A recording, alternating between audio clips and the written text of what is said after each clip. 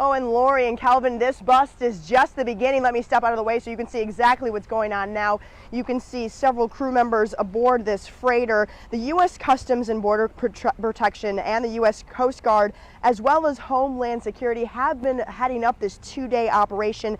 They gave us a closer look on board the ship. Let's take you to some of that video. Officers giving us a up close and personal look at the cocaine, more than 2,000 pounds found on a Bolivian freighter ship. The ship was traveling to the United States from Haiti, carrying an empty container. Now, officers discovered a white powdery-like substance as they were drilling, and when they tested it, they quickly confirmed that that was more than 800 bricks of cocaine.